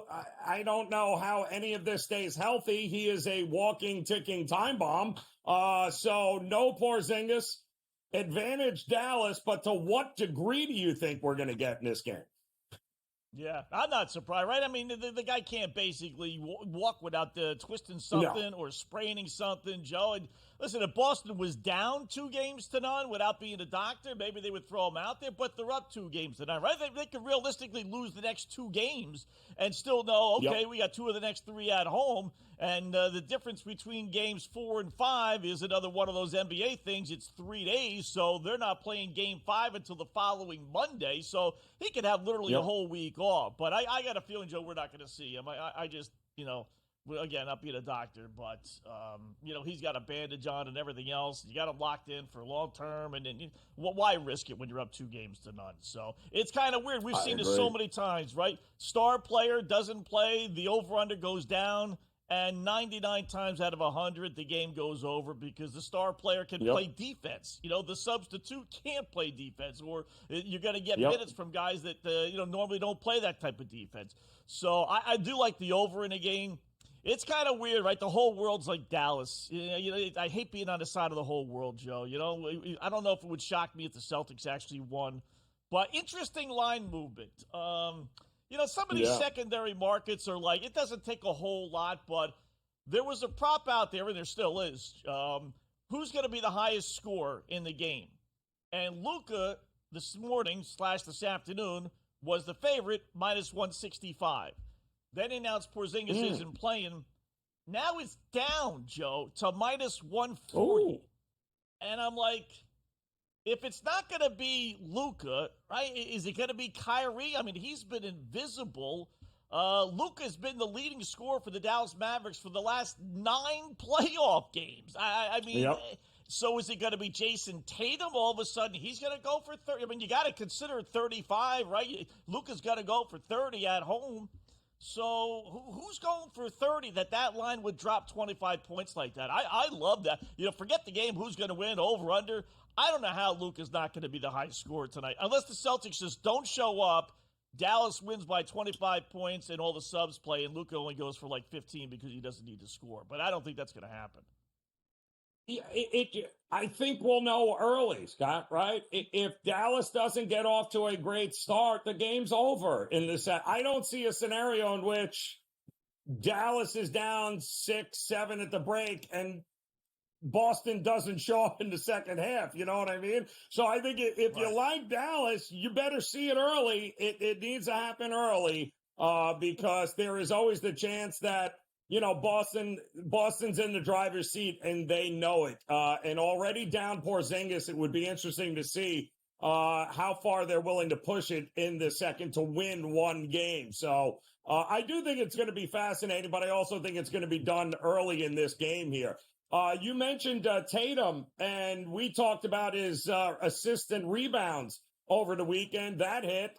And he's been a rebound machine, and he's been an assist machine. He hasn't been a points machine, Scotty. So what are you doing with Tatum tonight? I'm going to play a hunch. This is kind of like, the worst betting system that you could ever possibly have, and that is, Joe, he's due. I'm going to use that with him, and I'm going to use that with Kyrie Irving as well. They're both due, and people have lost zillions using that system, but he's hit this points, rebounds, and assist number 42.5 half the time in the postseason this year. Now, it's not happened so far in this, finals, but he has hit it in 7 of the 16 games. I just think he's due for a big game, not 35 plus. I don't think he's going to do that like I talked about with Luka being the top scorer, but I think he's going to get into 20s. You said he's a rebounding machine. He's got to get double digits rebounds. He's got to get 6, 7, 8 assists. So, barring another 16-point outing, I think he's going to hit that 42.5 points, rebounds, assists pretty easily. If he goes for 26, 27 like he should, which is his average, he should cruise by that number. Talk to me about Al Horford. No Porzingis. They're not going to play this 80-year-old 40-plus minutes, right? But he should be able to get whatever he wants while he's on the court, though, no? Yeah, well, here's the key. I'm going to isolate two guys, Horford and Drew Holiday for the Celtics without the Porzingis in there. We're going to go over 18.5 points, rebounds, assists, Horford, because they're all going to collapse on Tatum and Brown, and Horford's going to be wide open for threes. He's going to shoot about a dozen of them tonight. He's going to hit some of them. He's going to get rebounds. He's going to be on the court for a good 30 minutes, despite his age. So I'm going to hit him. He's 5-2 the last 7 games of hitting 19 points, rebounds, assists. And now he's got no Porzingis in there. And then I'm going to go over 10.5 rebounds, assists, Drew Holiday. This is a great one, Joe. He's 10-6 in the postseason, hitting that number, including 10-3 this postseason when Porzingis doesn't play. So he clearly elevates his game without Porzingis. I love that play tonight. Yep. Yeah, I think he's going to be. You're right. He's going to get, Scotty, whatever he wants in this game here tonight. What exactly are you looking at baseball-wise here? You on the Yanks tonight, or what are you going to do? Yeah, I'm on the Yanks. I've given up betting Kansas City. You know, it's Yankees are 92-47. I'm betting with my heart when I'm going KC. Yanks have won 21 of the last 27 meetings against the Royals. They just own Kansas City. Getting revenge for George Brett from 30 years ago still, And give me the Mariners against the White Sox. I'm going to lay the 1.5 again. We got burned last night, but I'm going to go right back to the well with Seattle. And Ajita, we will have backing them there, Scotty. All the best. Get ready. In-game live prime time coming up. Scotty, good luck. We'll close it out next year on the grid.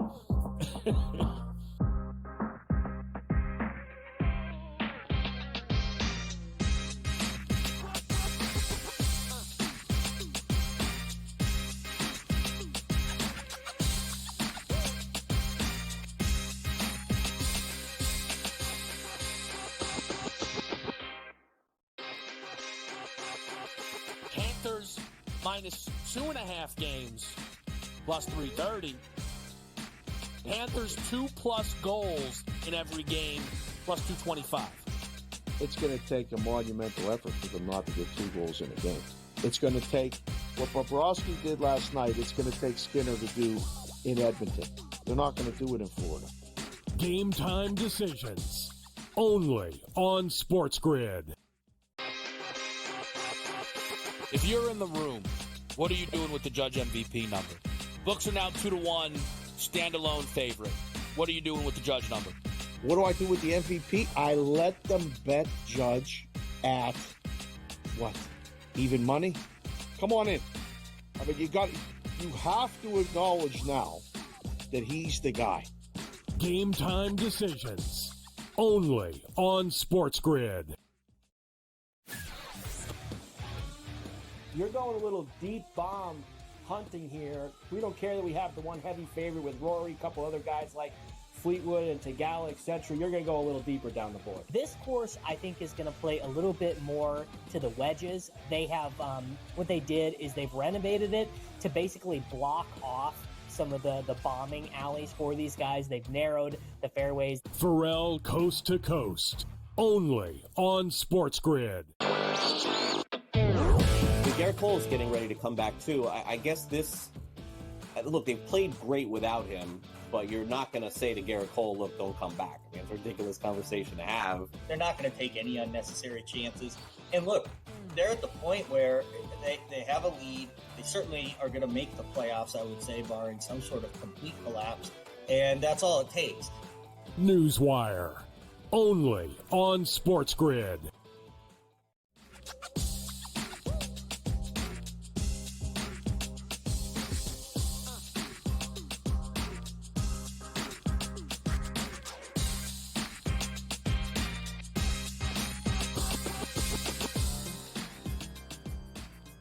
All right, welcome back in Game Time Decisions here on the Sports Grid Network as we get ready for a big night about 45 minutes away from the opening tip-off, Game 3 of the NBA Finals there. Dallas hosting the Boston Celtics. We'll have you covered as in-game live primetime, very special edition. We'll cover that the whole way through from the opening tip right through to the end of the game. Scotty Wetzel, Dave Sharapin, Gabe Morency will take over after that.